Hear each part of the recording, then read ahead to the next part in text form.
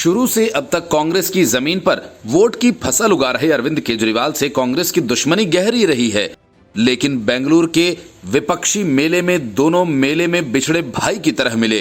अरविंद केजरीवाल ने अपनी लड़ाई भ्रष्टाचार में डूबी कांग्रेस के खिलाफ ही लड़नी शुरू की और उसी से 2 राज्य भी छीन लिए, लेकिन पलक झपकते ही दोनों पार्टियां एक हो गईं और कभी एक दूसरे के खिलाफ नहीं बोलने की कसम भी खा ली। ये सब तो ऊपर हुआ, लेकिन कांग्रेस की दिल्ली इकाई में चिंता का दौर शुरू हो गया है। माना यह जा रहा है कि केजरीवाल के साथ नई दोस्ती ने दिल्ली के कांग्रेस नेताओं को अपने भविष्य के बारे में सोचने पर मजबूर कर दिया है। इसकी कई वजह भी नजर आती हैं। दिल्ली अध्यादेश से पहले आम आदमी पार्टी भी लगातार कांग्रेस पर हमलावर थी। तब अरविंद केजरीवाल ने यह तक कह दिया था कि कांग्रेस अब खत्म हो चुकी है और उसे वोट न दें।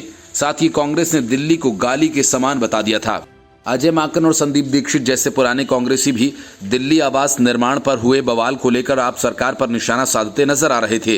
विपक्षी दलों की बैठक से 1-2 दिन पहले ही कांग्रेस दिल्ली में यमुना के उफान को लेकर केजरीवाल सरकार को ही घेरती नजर आई थी। नौबत यहां तक आ गई थी कि कुछ नेताओं ने केजरीवाल से बयानों को लेकर माफी मांगने तक की बात कह दी थी।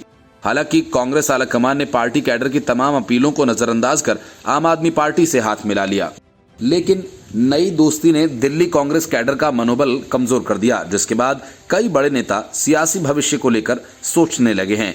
साथ ही पार्टी की प्रदेश इकाई में एक अलग किस्म का सन्नाटा पसर गया है।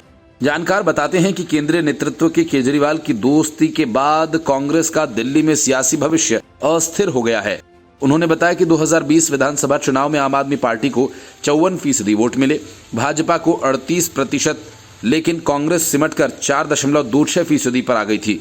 अब 2019 की स्थिति इससे अलग थी और भाजपा 57% के साथ शीर्ष पर थी और कांग्रेस 22.5% के साथ दूसरे स्थान पर।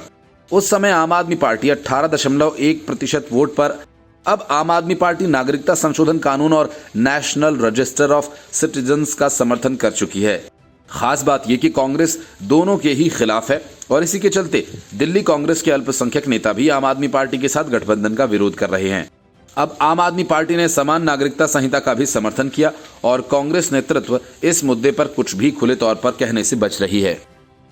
Report news of India.